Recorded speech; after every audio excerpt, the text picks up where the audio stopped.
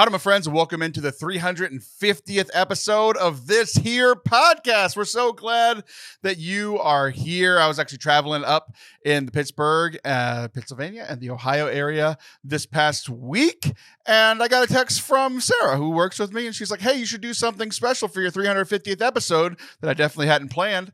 And I was like, well, I'm in Pittsburgh staying at Father Anthony's Rectory, so I guess we're going to record our 350th episode in person. So we accidentally had a great celebration here for you for 350 episodes that we recorded in a nice, they call it the man cave at the Rectory at his parish in Pittsburgh. We talk about my experience of being at a fancy First Friday Mass that Father Anthony celebrated. There was some silly moments from me, some cool moments at the parish, and then I had some questions about how they do things up at his parish. Also, we have a conversation that he and I have been looking forward to having for months, and it just kept getting put off, and I think it's perfect here for our celebratory episode. We're going to talk about the morality of the zombie apocalypse. It's might be my favorite conversation we've ever had on this show. We hope that you enjoy it. If you do, please hit subscribe wherever you are watching or listening. Enjoy.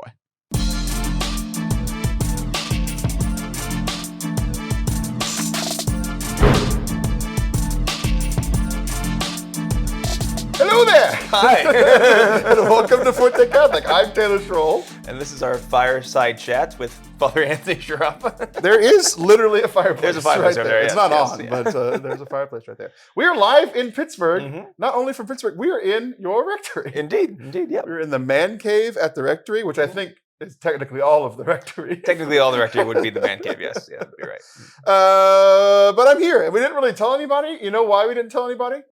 Because we didn't know? We didn't know what's happening. Yeah, So, yeah. I didn't know that this was our 350th episode. I didn't know that whenever we scheduled this trip. Good old Sarah, our newest employee, pointed out, hey, you should do something good for the 350th episode. And I was like, well, guess where I'm going this weekend. So I knew I was coming to this area because 2.5 weeks ago, I came up and spoke for the first time at Catholic Family Land, which is a Catholic family church camp about 45 minutes from here. Yeah. And it was a 30-hour trip, and you didn't care at all that I didn't come to say hi. Nah. But Nick was mad, your brother.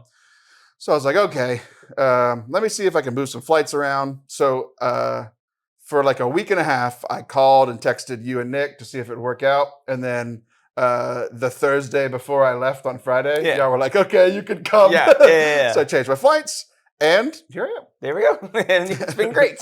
So because we didn't plan this is just like a normal weekend. Like the last time I was here, like you took vacation and we like went out on the town, and now I'm just like getting more of like this is a day in the life of Father Anthony Sciarappa. Yep. So when I flew in on Friday evening, you were like, it's First Friday. Like we work. Yeah. We work Yeah, those. busy. So we were like, it's fine. I'll just get an Uber, because you were gonna I was getting in around 6:30, and you were doing First Friday from like 5 till 8:30 or something. So I was like, I'll just Uber from the airport. It'll be fine. Try to get an Uber. They're like, hey, there's a driver 2 minutes away. Like every Uber experience. And I'm like, sweet. I pay for it. And they're like, actually, here's your money back. We couldn't find a driver. I'm like, that's weird. I'll try again when I get closer. Yeah. So I walk over there and get closer, and they're like, we'll find you a driver in 3 minutes. 10 minutes later, they're like, here's your money back. We don't want it. We don't want your money. So, but I'm sitting right in front of a cab service. Yeah. And I've never in my life ridden in a cab. I've ridden in Ubers. I've ridden in like the hotel shuttles from hotels to airports. Never once been in a cab. And I wasn't sure how they worked. So I sat outside waiting for my Uber that didn't show up for like 15, 20 minutes. And I was like, well, I guess this is how I die. Because I got into a yellow cab. And it ended up being not that, it was only like $10 more expensive than an Uber. Okay. And the little guy is an African guy, like actually from Africa. And the whole time we didn't speak at all, which I loved. But the Lord did speak. Oh, did he? We listened to like whatever the Protestant preaching radio station is.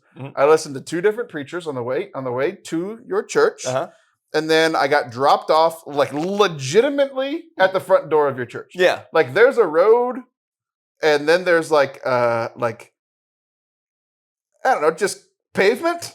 and then your church, and the pavement's like 9 feet long, and then there's the church steps. There's like so it's like the main road that goes through town, and then there's like a sidewalk, and then there's kind of like a big like pavilion right before the stairs to the church. But you're right there, you're off the road. Yeah, so he pulled onto that pavement. Yeah, that happens a lot. And I got out, and with my luggage and my big old traveling backpack, I get out and I say bye to the man. I said, I like your radio station. Had no idea what he thought about dropping me off at the Catholic church because this radio station wasn't Catholic. But I walked into your parish because you were saying Mass. Like, there was literally minutes before Mass started. Yes. And I walked in with full luggage. Yeah. And boy, did I get some looks. Because you know, like, ushers are always ready to stop a terrorist attack at any moment. And here you come, stranger with like suitcase. And why do you need that?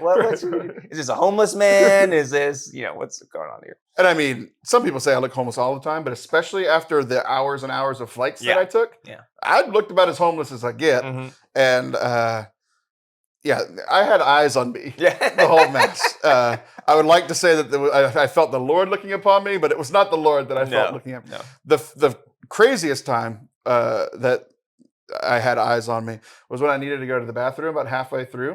And therefore, I was leaving my big old backpack and suitcase. Unattended. And I could tell when I asked the usher, where's the bathroom? He didn't want to tell. He didn't want me to leave without my stuff, But he did, and it was all good and dandy. Yeah. So this was your first Friday Mass. You tell us what's special. Well, I've had many Friday Masses, but this was the first Friday Mass of the month. That was good. Yeah. So we do this thing on the first Fridays where it's adoration from 6 o'clock to 7 o'clock, and then we have a very fancy Mass starting at 7. And at Mass we do ad orientem, so no one can see my face. If you're watching the video, this means ad orientem. Yes, it does. Just jazz hands. Jazz hands means ad orientem.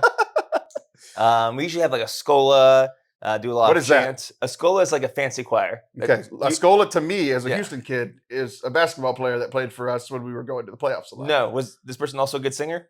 I don't think so. Oh, unfortunate. Anyway, a large Eastern European white man, so I don't think so. Maybe you could chant well. I don't know. I don't judge. So small fancy choir usually. We do more Latin in the Mass. They were literally a small choir. Well, this week was a special week.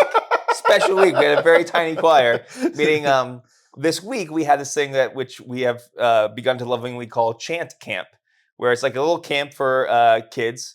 They practice chant throughout the week, and they have games and snacks and stuff, and it's from the morning until like lunchtime or whatever. And they were practicing learning chant, and it culminated in the first Friday Mass. So the choir of kids, like 30-some kids who went to this chant camp, like sang Latin hymns and chant, and they were really good. They were very good. It was very, very, like, I didn't know, you made an announcement, like right at the announcement time at the end of the Mass, you're like, let's give it, I just want to let you know that this was special, like this was, you told the congregation what you just told us. Yeah. And I was like, oh, I thought they'd been doing this for years. Yeah. Really good. Yeah, I was very impressed. They've been doing it for 4.5 days. A lot of these kids, they were little too. It was so that was great. It was very pretty. It's a candlelight Mass. So the lights are very low. We have candles all over the place. And usually the homily is a little bit longer, and we just kind of do it up for this Mass, First Friday devotions, that sort of thing. And that's I was on for this month, and that's what I was doing. So one of the other reasons that I probably had eyes on me throughout the whole Mass is that these are the notes that I took. If you can't read them, but you can see how long they are. Yes. And I was on my phone for most of Mass because this is how I view it. Yeah. It's Friday night. Yes. I don't have to be there. No, you don't. Meaning, I can take notes and for show content. That's fine. It's Sunday Mass. You can get mad at me. Yeah, I didn't have to be there. No, you didn't have to be there. There are people who sometimes takes notes during the homily. I see them doing that. That's more of I hope a spiritual reflection and less for content. But what is a podcast if not a prayer that you broadcast to your friends? I like that. That's a good WandaVision reference. I don't know the difference between preparing for content, preparing for prayer. Yeah. They're the same thing. They're the same thing. And usually what most people do, what most people should be doing is I have this thought, I'm going to pray about it, and then I'm going to talk about it on my content device thing. Yeah. I do the opposite. I take notes about it, talk about it on my content device, and then therefore me and my co-host decide whether I should be praying about yes, this is the discernment process. Yes, okay. Clearly, I don't pray about what we talk about here. If you've listened to this before, but I did a stream of consciousness, my thoughts throughout the Mass. Okay. So there's some positive things in here, no real negatives, maybe some points of interest, intrigue. Why was this the way that it was? Okay. But no, I don't think real negative, and some just kind of general observations. So we're just going to go through, and this is just, you've been to Mass before, you know how Mass goes. So I wrote the first thing down. Yep. I don't know how many people have ever been dropped off to Mass by cab. I know it's happened a lot. Yeah. It's not one of those Catholic firsts, but it is a Catholic weird. It is. I think because most people, like most time churches will be built close to where a community is. And like we have some people who like from community homes and like retirement homes that get dropped off by bus. But cab, there's not a lot of cabs in Pittsburgh anyway. Not a lot of cabs in the suburbs. So yeah, especially in this area. I mean, to put it in perspective, like I flew for 5.5 hours and took my first ever cab just to make it to this Mass. That's kind of impressive. I mean, just to barely pay attention, just to take notes for content. Dude, I was so exhausted. I as I've told you, I had a rough flight experience, and I was a little I wouldn't say not myself, but I was in a weird headspace that's actually kind of normal for me. Okay. I get into this headspace where I'm like, I probably shouldn't be acting like this, but I can't stop. I can't stop. Sometimes I'm in the headspace where I'm like, I shouldn't be doing this, and I'm choosing to do it anyway. Yes. But there's this other ones where I'm like, I'm not in full control. Right. Because I'm exhausted. You're just kind of delirious after travel. Yeah. Delirious and demon both start with D-E. I'm not going to say that I'm possessed. But yes. The first thing that I noticed. Okay. Very dark. Very dark. Very dark in this Mass. We're in Pittsburgh in the summer. I mean, honestly, 60 to 70% of the reason that I came up early, because I mentioned I'm going to speak. I'm speaking from Monday to Wednesday at this camp, and I'm with you Friday through Sunday, Monday morning. Yeah. I didn't have to come early. 60% of the reason that I came early was to spend time with you. Yeah.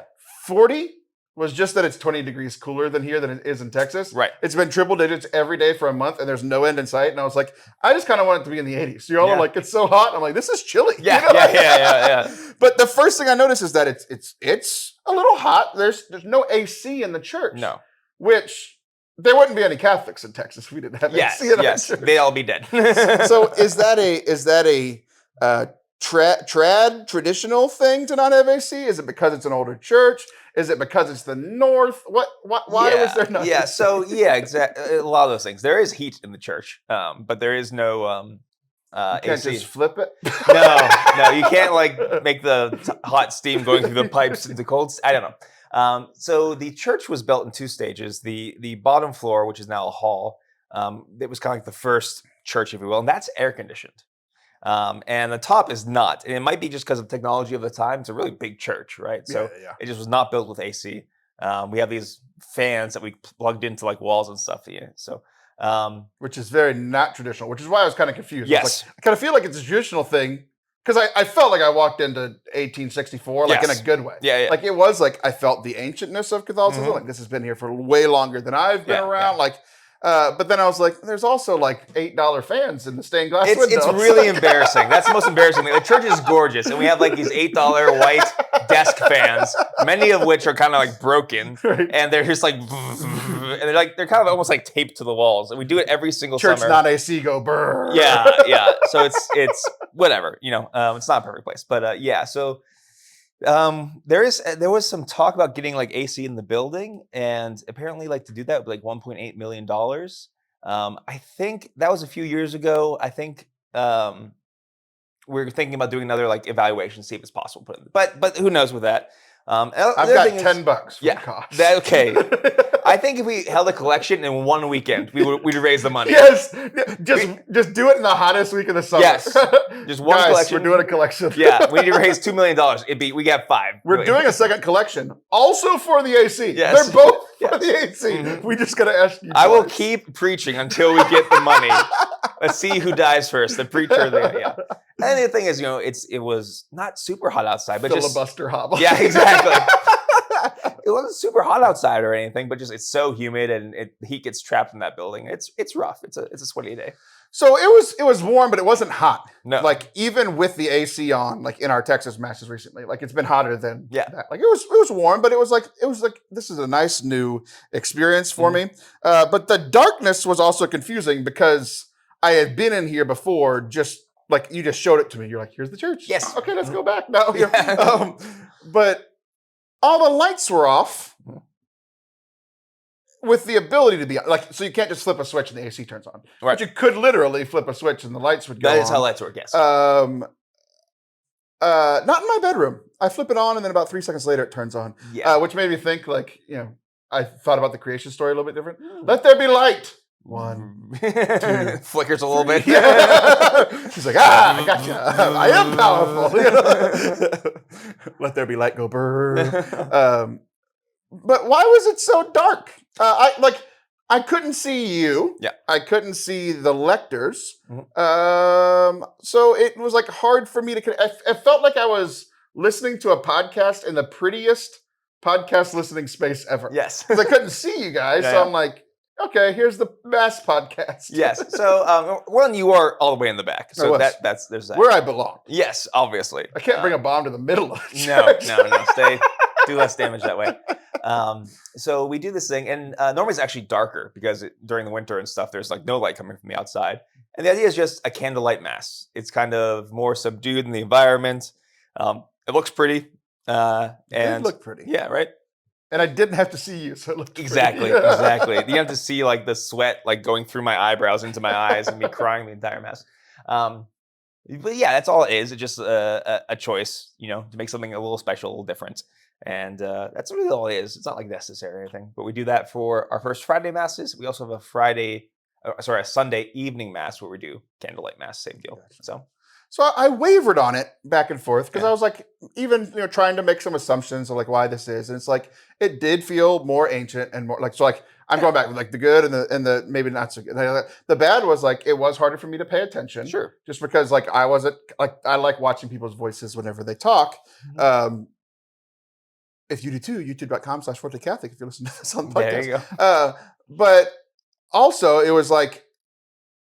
Even if that's, but I was thinking like, the positive is like I've heard you and Father Harrison talk on Clerk Speaking, like taking a little bit of the of yourself out of the mass a little bit, like trying not to make it the Father Anthony show, and not being able to see you does make it not the Father Anthony show, right? But there was also no lights on the altar, so it was like also not the God show, yeah. So and I would have.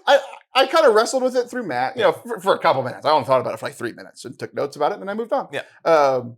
But I would have been fine. But then after Mass, somebody went on, turned on like the 4 lights on the altar. I'm like, where were those the whole time? Yeah. I would have liked for those to be on. Like, there were candles on the altar. It's not like the altar was completely dark, but it was dark. Yeah, we could have we had 1 spotlight on the altar instead of all 3. I think. So there are even the spotlights. That would help.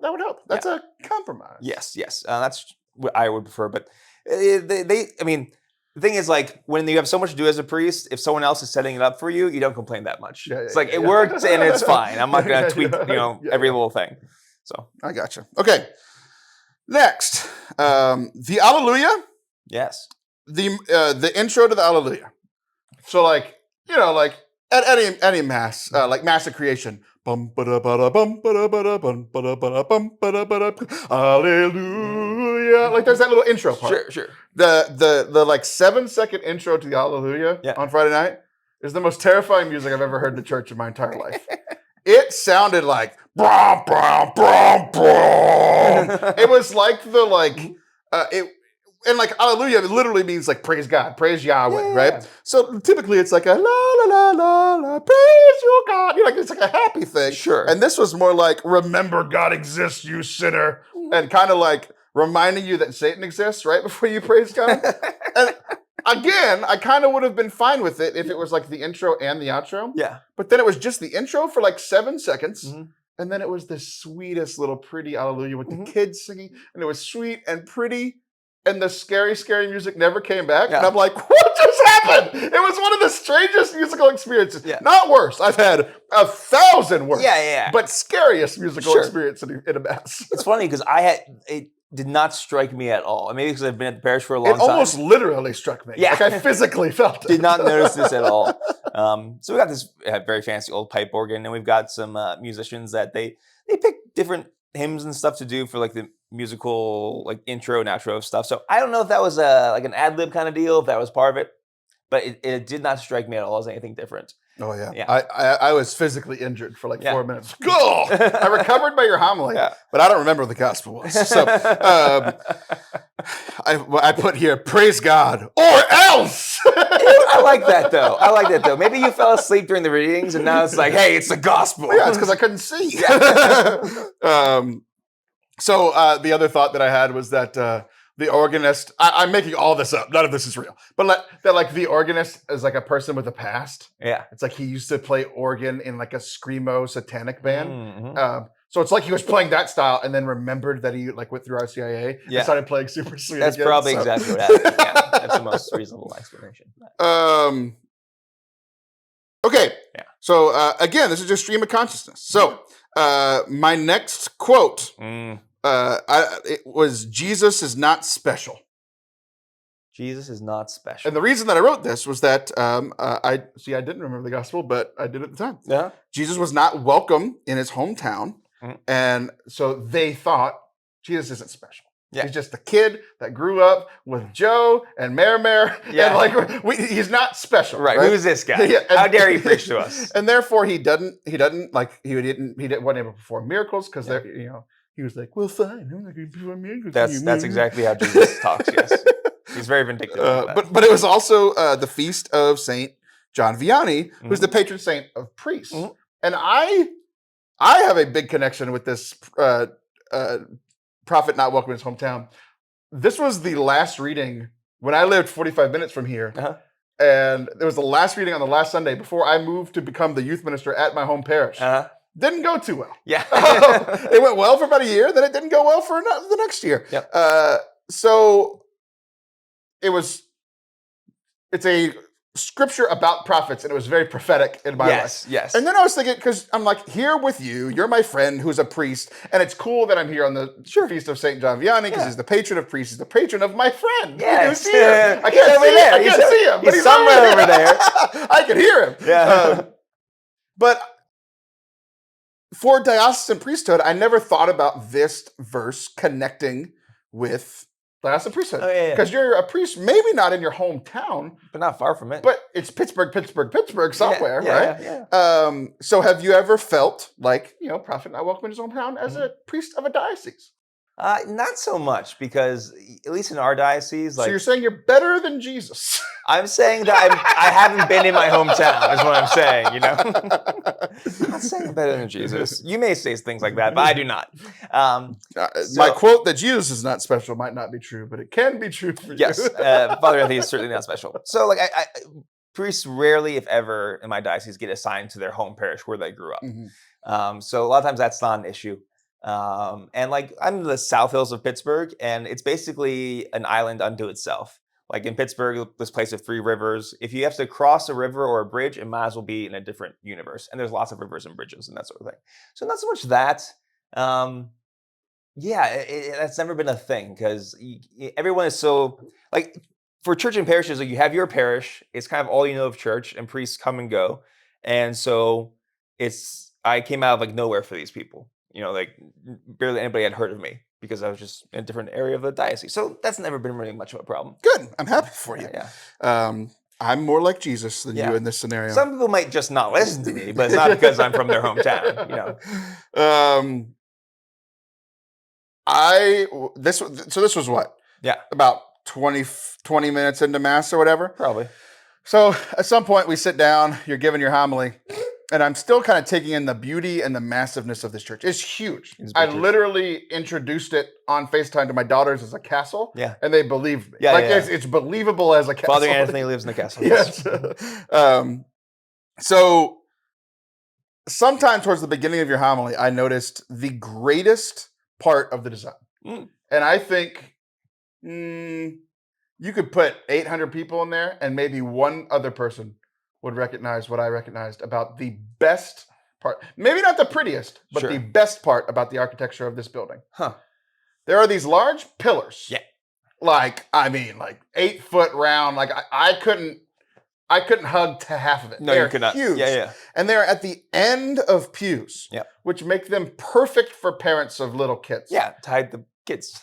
No, because I can sit on the end and they can't escape. That's good too. Like, yeah. I mean, maybe they can go, but like, even if they go under, like there's kneelers and stuff in the way. Oh, yeah. Like they can't go out the other side. Mm-hmm. So I can sit on one end and they can move back and forth in the pews, but they can't get out. Yeah. It's the greatest designed church I've ever seen in my life. Yeah, there's that. I never thought about that. And if they try to go under the pew, you just it's like a rat trap with the kneeler. Just gotcha.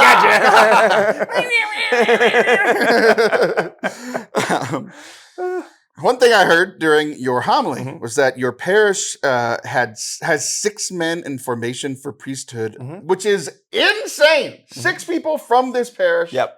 In what's going on here? What's in the wild? So like some of the guys. Okay, so the one guy's a transitional deacon right now. He's been in the parish for a long time before Father Brian and I were there.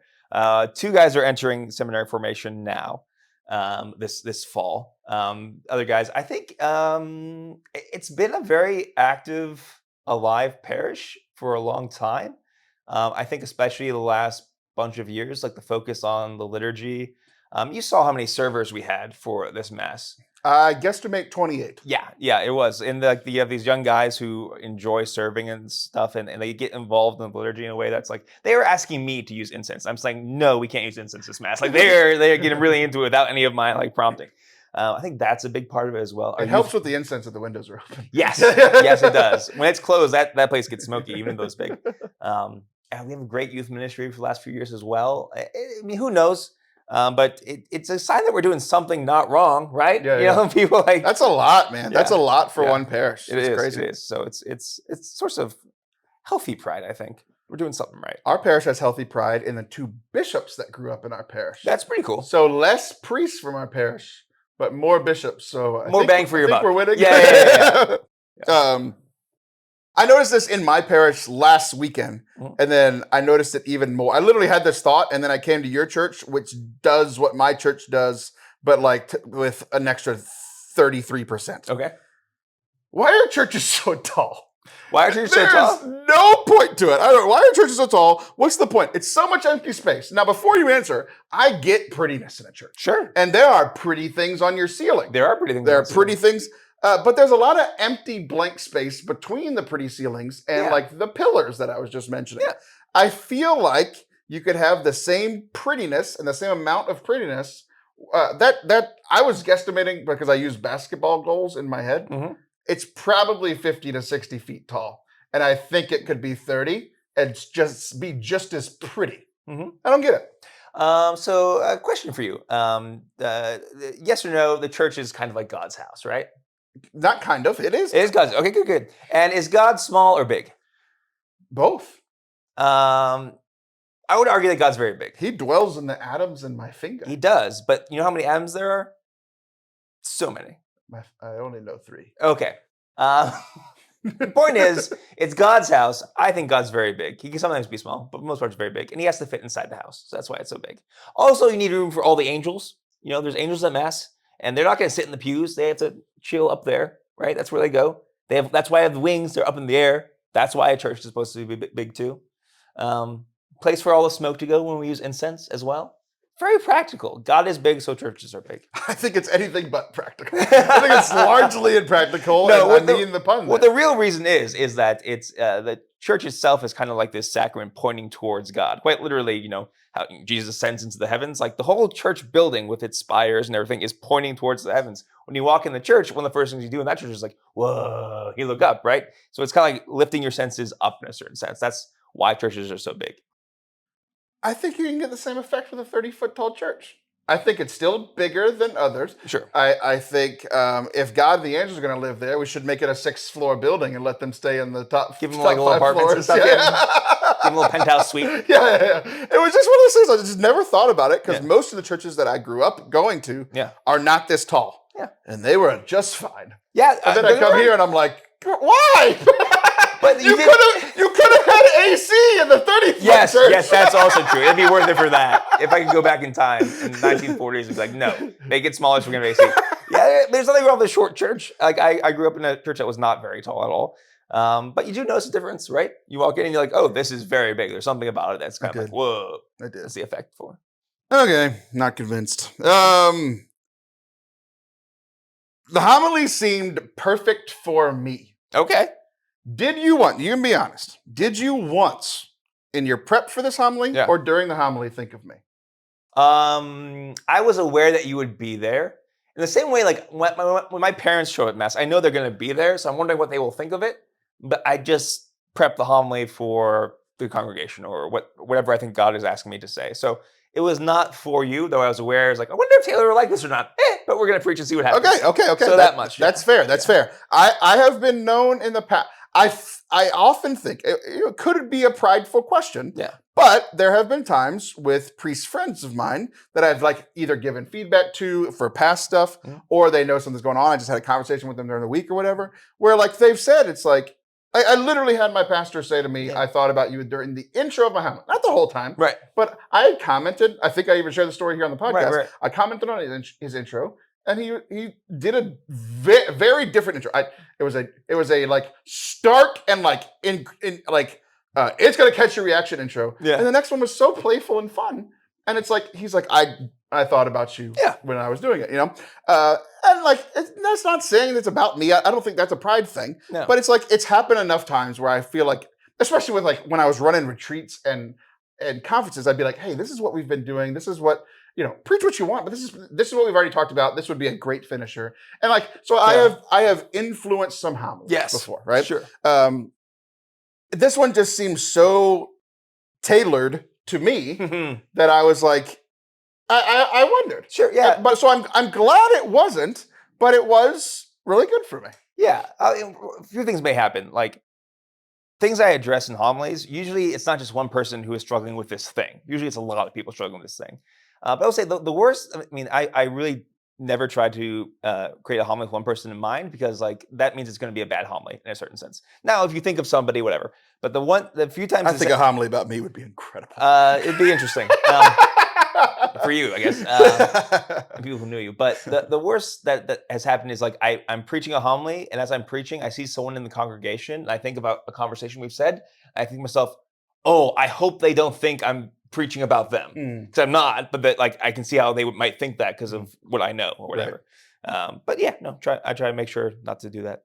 You could be like the other day, I had a conversation with someone, and it was in a confessional. Yeah, no. yeah, it's no good. Okay. Yeah.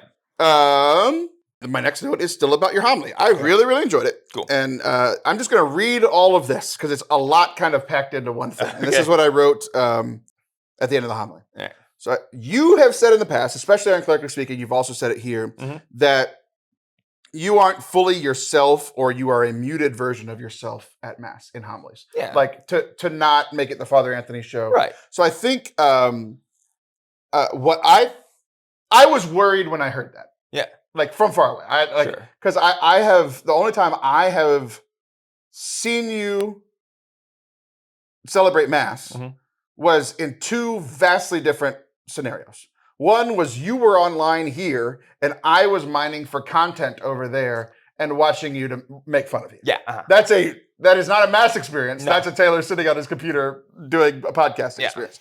The other times were when you celebrated Mass for our men's retreats, where it's 9 people, and you were like you were tired. You just got woken up from a nap. Like you were a little more bit casual, the whole more thing. muted, casual than like you weren't being rambunctious or like silly or whatever. So, but I think what I heard when you were talking about it here and you talked about it on Clerically Speaking was like I thought my assumption was that you were going too far. Okay. I don't know why I had that assumption, but I guess it was just the way that you guys were talking about it. Sure. That it kind of felt like you felt like you couldn't have any of your personality in Mass. If I have any, which like your personality and your manner of speaking is attractive. Yeah. Like, people like listening to you on podcasts. People like listening to you. Like so I was like, are you turning that off? Yeah, why would you do that? Yeah. That's fair. That's fair. So I was like, and then I came here, and it's different than what I thought you meant. Okay. I was like, you were definitely still you, and I could sense, but I could sense the infusion of grace in your vocation in a way that I don't think I've experienced before. Yeah. So I think it was because I was seeing you in your own place. Even when I was like taking you seriously at the masses at the retreat, it's not your place. You were visiting and you were traveling, you're kind of tired. Like, it's not you in your place. Yes, you're still performing your priesthood. You're still a priest. Right. But like, you were in a special way ordained to be a priest in the Diocese of Pittsburgh. And I am now seeing you as a priest in the Diocese of Pittsburgh, ministering to your own people in your own place. So I was happy because it kind of, for whatever reason, my assumption that you were still yourself, like you were still engaging. It was easy to listen to. Like I already said, it felt like it was like for me. Whether then it wasn't, but it felt like it was, and it was just a really good homily. And like I was in the back. People were paying attention. I was like, so I don't know. So my worries about it were gone. I guess you can see. Yeah. So you can tell, like, it's definitely me. And sometimes there'll be like very me mannerisms that slip into the homily. If it happens, it happens. No big deal. But at the same time, like, you're speaking to a church and different audience, so you're going to do things a little differently. It's different than a talk. It's different than a podcast. But yeah, you're right, because you don't want, like, God chose me to be a priest. There's something about me that he wants to use. So that's good. That's good. I'm glad. I would be worried if someone came to one of my masses and said, like, that wasn't you up there. Like, there was no connection between your person and your priesthood. Like, that'd be worrying. So cool. That's good. Yeah. It was very good. Yeah. So I really enjoyed it. And I just really, it was cool. It was a new experience for me, which, like, you and I have had many experiences. So it's like we don't have a ton of new ones anymore. You know, you got to see me do my thing in my place, in your place, and it was really cool. The one thing about your personality that you cannot mute, is your Italian hand gesture. Oh my gosh, yeah. You are 100% you. You did this the whole mass, the entire mass. You're doing every Italian hand gesture except maybe one. Yes, and it was very, very silly, and it made me very happy. I'm like, that's still my friend. Oh, absolutely. Oh yeah. Okay. Another experience of Taylor being in a mass with Father Anthony. Okay. There were many, many times in your homily and other parts in the mass where you stopped talking and there was a second, 2 seconds, 3 seconds of silence. Yeah. And I had the urge to say something. Because every conversation we have in gaming, how conversation works, in person, podcasting, if you're quiet for 3 seconds, it means it's your turn to talk. I'm gonna say something. It's your turn to talk, obviously. I was tired enough that you stopped in your homily. Like, you're not lost. You're just making a point. You said something. St. John Vianney left his parish. And I was like, that doesn't sound like a good priest. Like, that's what I wanted to say, because there was something kind of funny. You said you were telling the story about how St. John Vianney, that like modern people might not call him a good priest because he literally left his congregation. And that's a great point, except that 2 sentences later, you said St. John Vianney loved his people. I'm like, I don't think he did. And you paused, and I almost said it. It's just like, I was like, oh, I'm not part of this. It was very funny. Very, very funny experience. We'll do the rest of this pretty quick. You said you did the long version of the Eucharistic prayer, which meant you said my daughter's name, Felicity. I did think of you and your daughter at that moment. I was like, oh yeah, Taylor's daughter, Felicity. I did think of you then. It is a weekly favorite because our parish is kind of doing a little bit more traditional kind of stuff, like doing that longer Eucharistic prayer. So it's this thing. I get to celebrate that with her every week. Yeah. And she's always like, at that point in Mass, she's like not paying attention. Right. And she'll always go, huh? So I pictured her next to me going, huh? Yeah. And trapped between me and the pillar. Yeah. We already talked about the chant camp. That was really cool. Mm-hmm. The other thing about during Mass, and then I had a couple of things about something that should have been after Mass, but was in Mass. Interesting. So, the last thing about during Mass. Yeah. When in Rome, do as the Romans do. When in a Roman Catholic church, everybody is going up to the altar rail and kneeling and receiving on the tongue. You go up and take communion on the altar rail, kneeling on the tongue. Sure. Which I've done thrice in my life, and 2 of them being in the last 3 weeks. So that's not typically how I do it. I am a standing up, bow down, in the hand, put it in my mouth. Like that's how I've always done, right? But I'm not going to be disrespectful to a community when I come to a community. I've traveled enough where I'm like, if they're doing weird 70s hippies things, if it's not actually wrong, Yeah. I might do it. I have become all things to all people, right? So I'm fine with it, and it's doing one of those things where I'm like, I'm in Rome. Yeah. I am trying to. So I make sure that I do my pre-communion prayers in the pews, because as I'm walking up, I'm like, I'm gonna just watch what's going on. Yeah, see what's I don't going know on. how this works. I got to see where I'm going, So I'm watching, and we talked a little bit about it after. You said, some people switch on the hand, but like to me, it kind of looked like everybody's receiving on the tongue. So I'm like, yeah, definitely most. I'm gonna go up and kneel, receive on the tongue. And again, when in Rome, do as Romans do. I was fine with it. I'm gonna do it, but boy, it was marble.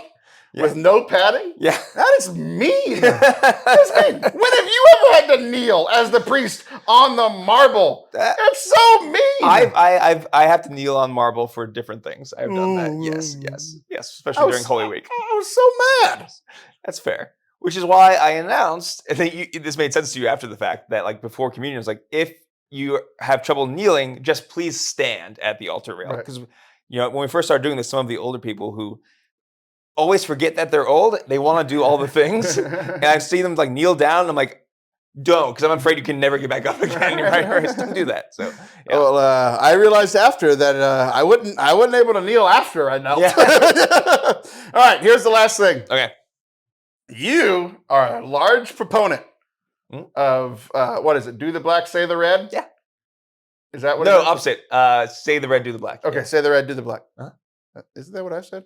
You said say the red, do the black. It's say the black, do the red. Oh, okay. I thought you just took what I said and swapped the order. I might have. We have to go back to film, but the black stuff is the words you say, and the red stuff. Okay, I guess I did say it wrong, because I thought the red, like Jesus' words in parts of the Bible, was the red. So correct. Right. Okay, that's confusing. I've been saying that wrong for a very long time because of the red letters in the Bible. Okay, but in the Mass, it does not say you say a Hail Mary before the final blessing. Now, does it?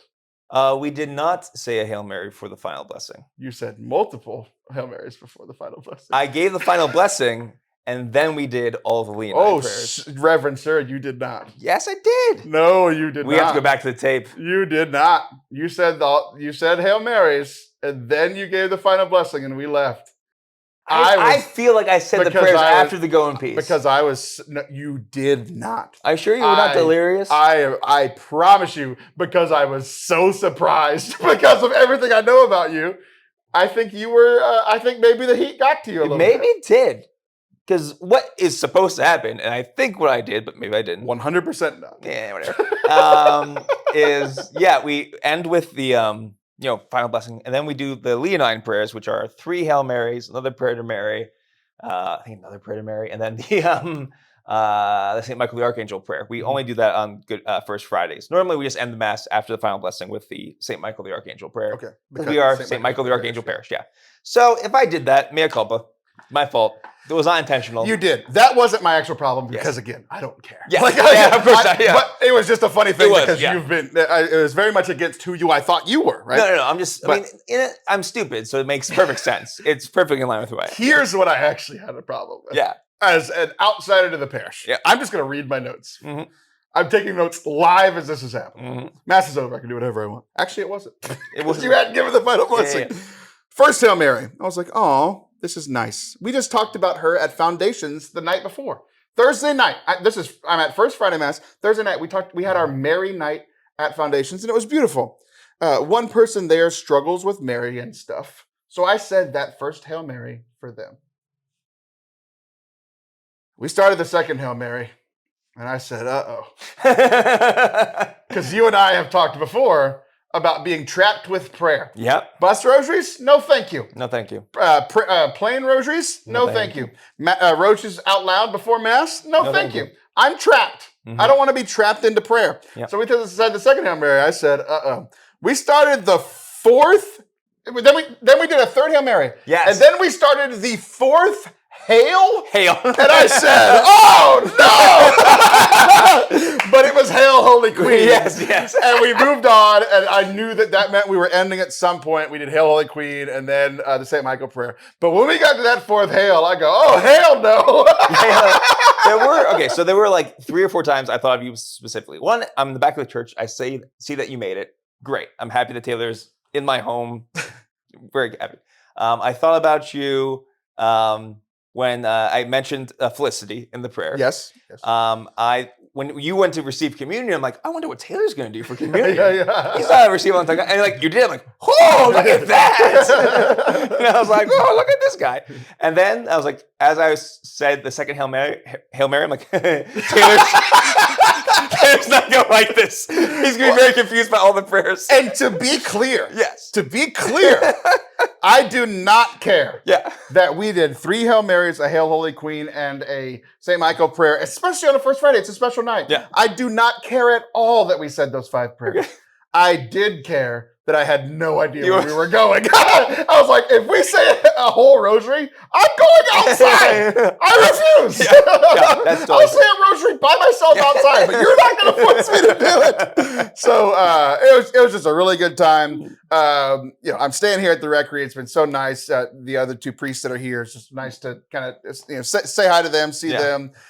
Grateful to be here. We got to go to your brother's Pregger Kegger yesterday. Yes. They're having their second kid. I got to meet a bunch of like internet people that I had never met in person before. Yeah. It was just such a good time. And then today was kind of our relaxing day. Yeah.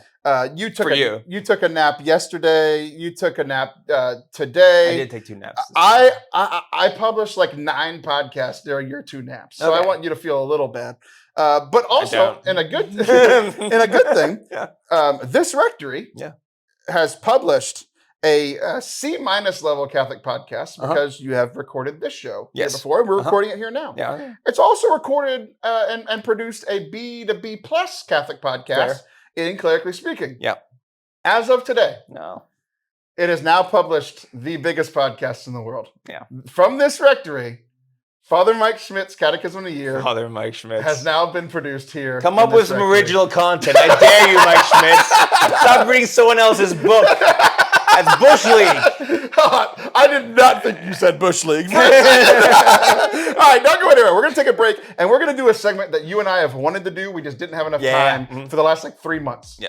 We're going to talk about the theology of the zombie apocalypse. Don't go anywhere.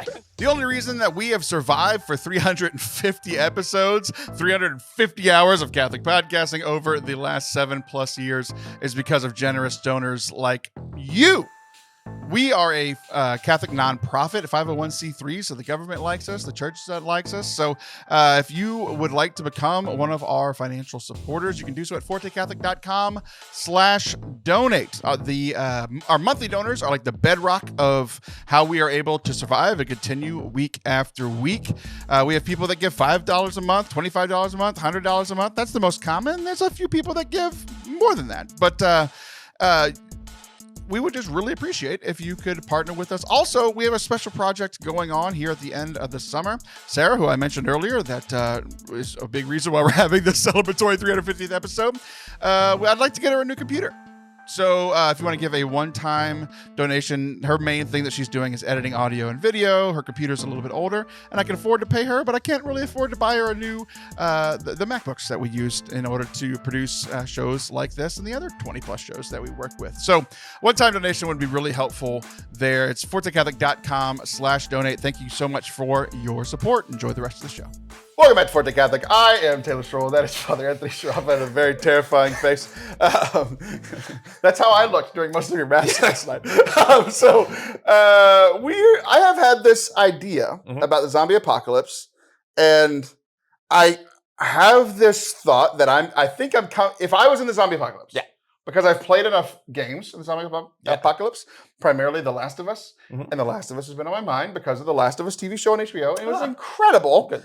And I've often found myself cheering on or doing things that probably aren't morally correct. Okay. But feel right. Okay. And like there's a difference because there are certain things that I do in video games because it's escapism that I know are bad. Yeah. But I'm like, it's a video game. Mhm. Like, if I was in the Harry Potter world for real, I wouldn't have Avada Kedavra 9 people at one time.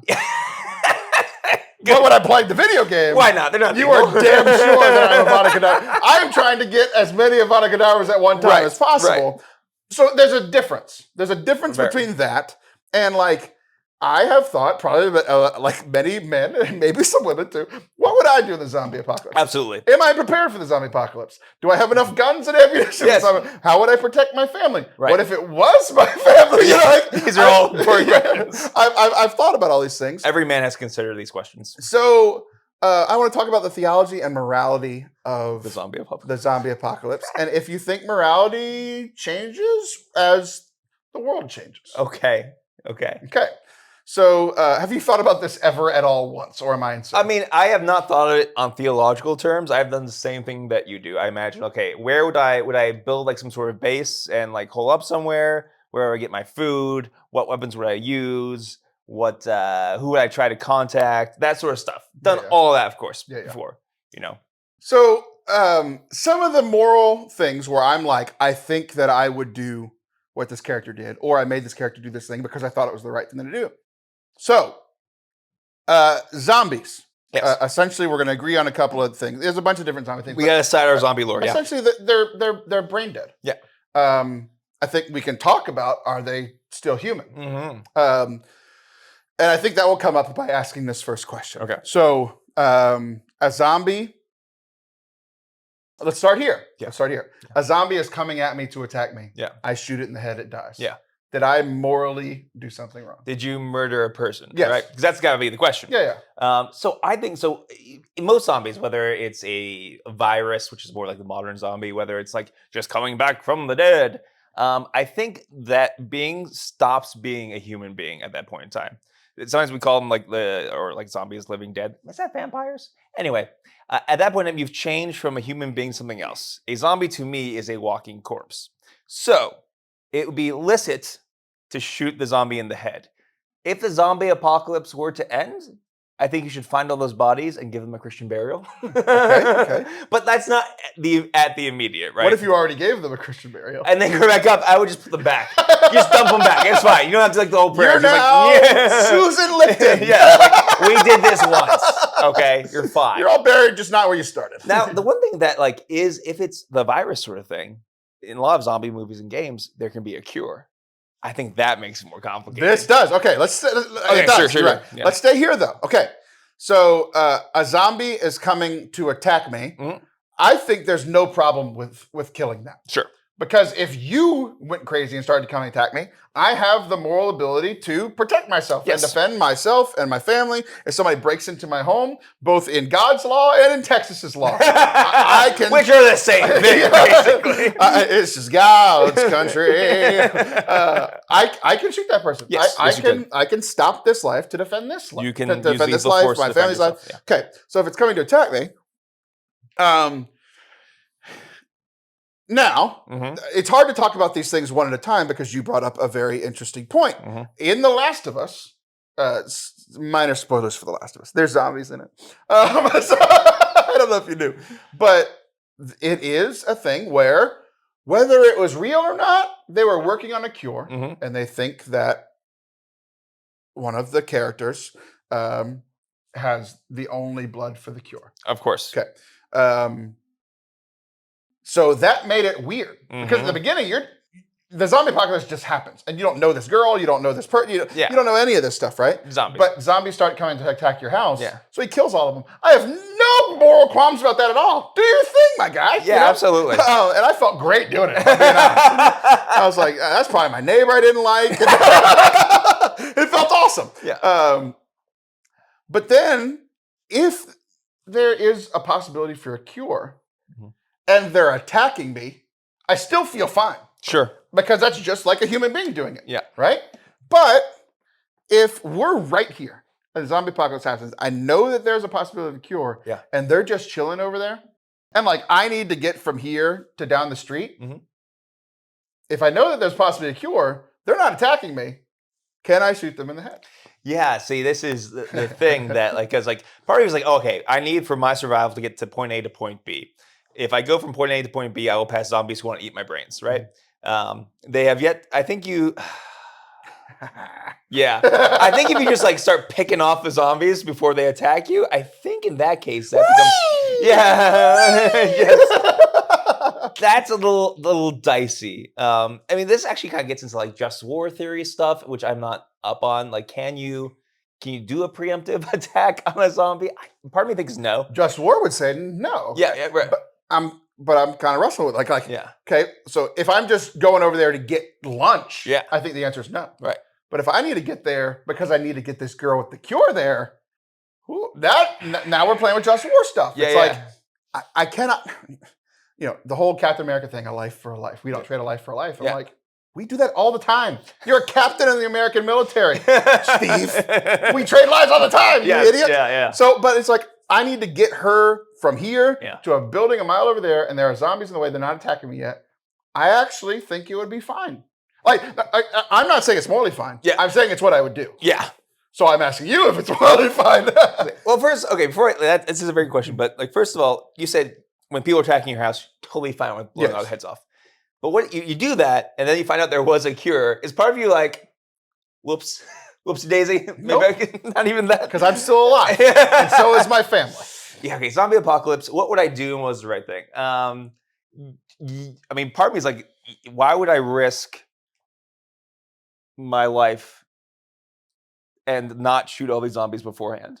But I think I'm just gonna go ahead and say, you got to exhaust all other options first. Is there a way to go around? Can I, there's always sewers as a shortcut, right? Right? It's not gonna smell that much worse than zombie that brains. happens, like even in The Last of Us was what I'm thinking about. Right. So if you happens. can't avoid it, you should. But if there's like no way to avoid it, then part of me's like, I think you gotta shoot the zombies, right?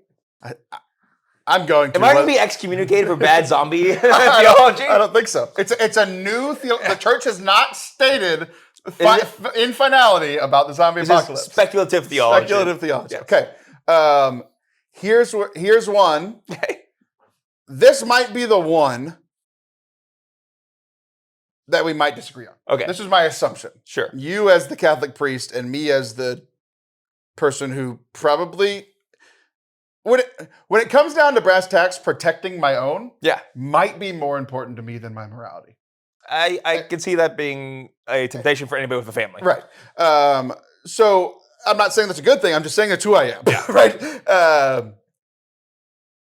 There is a moment in a different zombie thing, and I don't want to give it away. Yeah. I won't say what it is, but I will talk about the thing. Okay. So if you've played the game, you'll know what I'm talking about. Okay.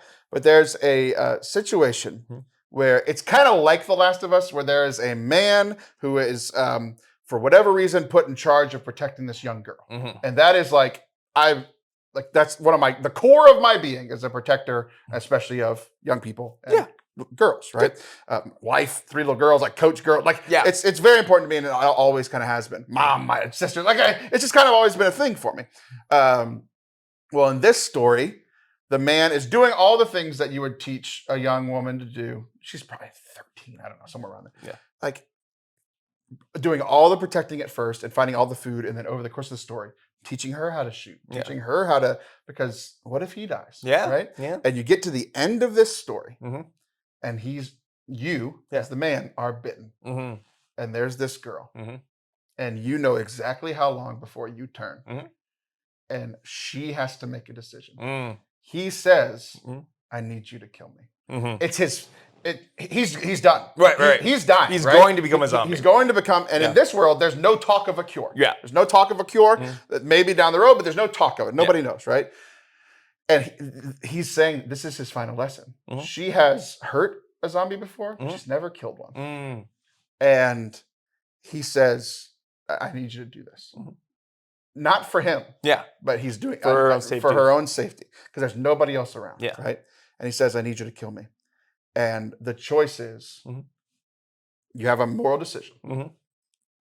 All of a sudden, you're playing as the little girl, which, I get goosebumps. It's such a good game. Yeah. It's so sad. It's the saddest moment in video game history I've ever had. You can walk away without shooting him. and he's devastated. Yeah. And she's either way, she's devastated, Yeah. right? You can shoot him before he turns, Well. or you can shoot him after he turns. Mm-hmm. And I chose to shoot him before he turned. What? You killed a dude. Right. But so I think Yeah. or I don't think, I know that that's euthanasia. Yes. But yes. it's also different than euthanasia. Right. Because euthanasia would be like, he's going to die in 2 minutes. Yeah. He's not going to die. In this idea, they're not sure if they're not human anymore. Right. They kind of think that the people still know what's going on. They just can't control it, which is incredibly sad. It's very sad. And like, holy smokes, sad. So yeah, that's the decision I would make. That's the decision I made. After I made the decision, the walking away kind of seemed like a thing. Yeah. But then I felt like I was failing him as a person, as a person that I cared about. Right. I'm not waiting until he turns. Yeah. That's a safety thing. Yeah. I've been protecting this girl for 10 hours. Yeah. I'm not going to let her be alone in a room with a zombie. That might be the correct moral thing, right. But it seems like the craziest decision in that moment. Right. So that's the decision I'm making. What do you think? Understandable. All of it's understandable. None of what you're saying is crazy, right? The problem with morality is as Catholics, we know that this life is not the only life. Mm-hmm. So knowing that changes a lot of things we do. So if you were going by by just straight up prudence and survival, yeah, shoot the guy before he dies. You know, he's gone anyway. If this is just kind of like a mathematical equation of what is the best thing for each of you, that seems like it, right? The problem is that would be murder, you know, and everyone's going to die anyway. And we also know it would be murder. Yeah, but I think just war still kind of. Yeah, I think we're at war. Yeah, maybe. I think you're killing a combatant. You could be seeing it as killing a combatant. Anyway. Yes. Okay. Or it could be like a prisoner of war, which you really can't kill. Like that's confusing. Walking away. If I was playing a video game, and I want to win, I'm not walking away. Because what if there's a cutscene where he turns into a zombie and kills me when I'm walking away? There's a scene in the next thing. Yeah. That shows him still aimlessly walking around. Yeah. So after you've made the decision, no matter what you just. But if I'm playing a video game, I want to win, and that's not how you win. Right. And I also agree. If you're playing a video game and you want to win, get to the end of a video game, you put your controller down and just walk off. That's what you just did. yeah. And then for the third option of keeping them alive, I totally get where you're coming from. It's like that seems like a dumb idea as well. That being said, morally speaking, if you're going to shoot him, if you're going to assume that this is you no longer are a human being, that on some level you've died, but your body is still going on. Like you've legitimately died. Like, yes, you can shoot them after they become a zombie. Yes, you can walk away. No, you can't kill the guy while he's not. Here's the last wrinkle. Yeah. Because I figured that's what you would say. Yeah. The last wrinkle is if you don't kill him, if you choose to kill him, he's not in the next game. If you don't choose to kill him, there's a scene where you're walking through zombies. Yeah. And you see what might be him. Yeah. Like what almost everybody that plays it thinks it's him. Yeah. And there's this understanding in this universe that they're still in there. They have not died. So as a Catholic, I'm sitting there thinking, his soul's still there. He's not in heaven, hell, purgatory. Yeah. He's right there. And it's been years. He is stuck there. Yeah. So it actually made me feel better about my choice to kill him. Yeah. Because I freed him. Yeah. Without it, that's not why I made the decision. Right. But it made you'd think I would feel worse after. Yeah. I felt better. Yeah. That he wasn't in my game. Right. I saw other people that it was. It made me feel because if he so my understanding of this, this is just it's art. We're all making our own interpretation. Yeah. My actual interpretation of this is that if you leave him there, he is now.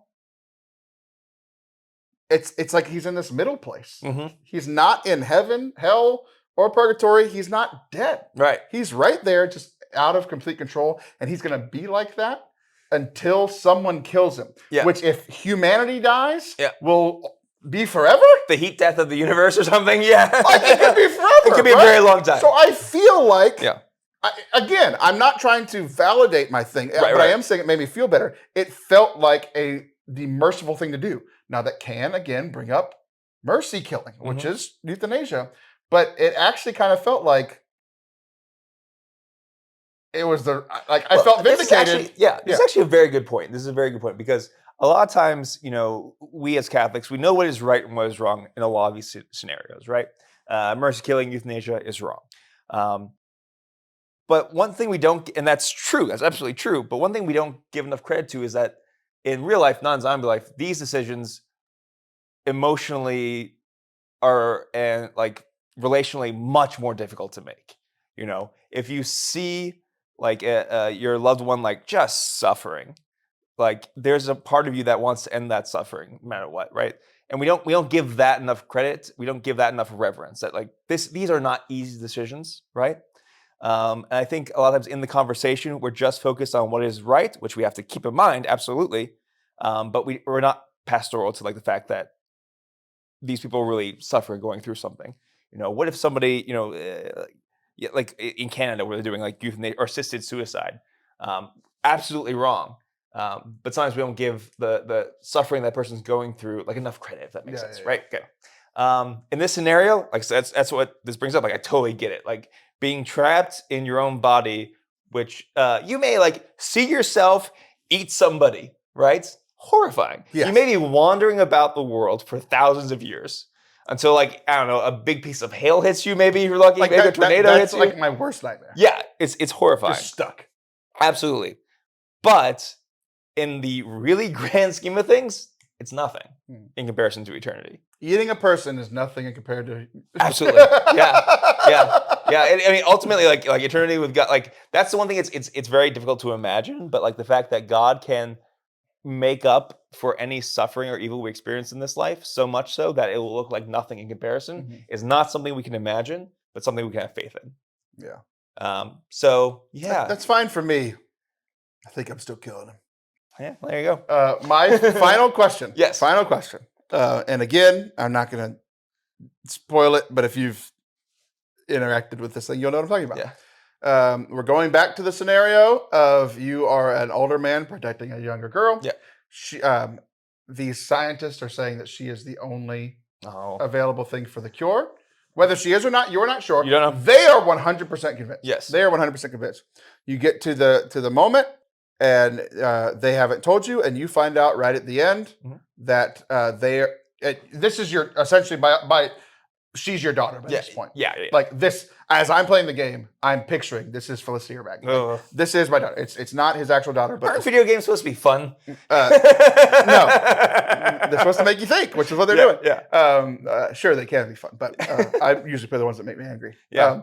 So she's quite possibly the only cure, but you find out that she's going to die in the process. Mm-hmm. This was a controversial decision in this media. Fair enough. He chose because he found out he was lied to. He found this out, and he kills 30 people, including a lot of these doctors who are the last doctors in this last lab, in order to go save his daughter. And I am 100% down with it because you lied to me, and I'm protecting my own. But so with all that being said, it might have shocked me at the beginning, but ultimately when I sat with it, I was like, it's probably the decision I'm making. Again, I'm not saying it's the right decision. It's just being honest. I'm just being honest. What Taylor would do. But it's this whole. There's also part of me though that does like one person sacrificing for all of humanity. I've heard that story around Catholicism somewhere before. Right. But I would do it. I would sacrifice myself to save humanity. I would sacrifice myself to save my kids. Yeah. I'm not sacrificing my daughter to save humanity. I think that's actually right. You can't kill someone to save someone else, right? So if that girl chose of her own free will to do it, that's totally fine. I still wouldn't have let her. Any good dad. Right. But people make very important decisions at 14 if you look up throughout the Bible, right? So that would be fine to and it's you'll die in the process of this procedure, right? That's fine and actually very commendable. But also at the end of the day, a bunch of people kidnapped your daughter. You're allowed to go save. I think you're absolutely allowed to do that, right? Now, depends on the killing the 30 people. Are you trying to get to your daughter, or are you just on a mad rampage kind of like? Yep. Yeah. See, that's it's both though. Yeah. It's this like I'm here, she's there. Right. I'm getting there. Right. And that's one thing that's actually difficult about and again, right. He's killing people that are shooting at him. Right. Which is fine. Right. There's one person though that. And this is the other tricky thing, is what's going on in your interior matters as well. If you're a soldier and you have to kill somebody, that's one thing. If you're doing so with a delight and a glee and a bloodlust, that's definitely sinful, right? So that's this stuff. It's very complicated. It is. I like this a lot. Yeah. I've been looking forward to this for months, and I feel like it paid off. Some stuff to think about. Yeah, it's intriguing. Yeah. It makes me think. Yeah. So if you thought video games were mindless and just for fun like this loser, I think about this stuff all the time because of video games. I'm going to play happy games where I shoot aliens who don't have a soul. That's easy for me. Oh, but do they? Tune in next time. I don't care what C.S. Lewis says. I'm Taylor Schroll. That's Father Anthony Schroll. This is our 350th episode. Thanks for watching with us live from the Rectory in Pittsburgh. Yeah. We're going to go to another mass where I'll probably take less notes. Yeah. Because we already did the content. We're done. We don't need any more content. All right. He'll be back in a few weeks. I'll be back next week. See ya.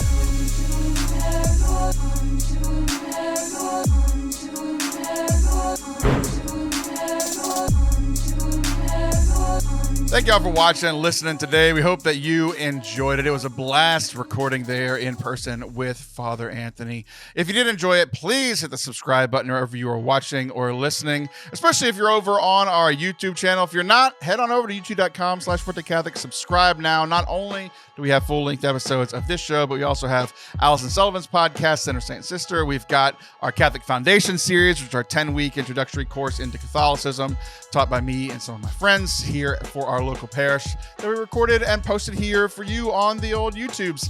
We've got music and speaking and all sorts of stuff that we hope you will enjoy. But until next time, love you.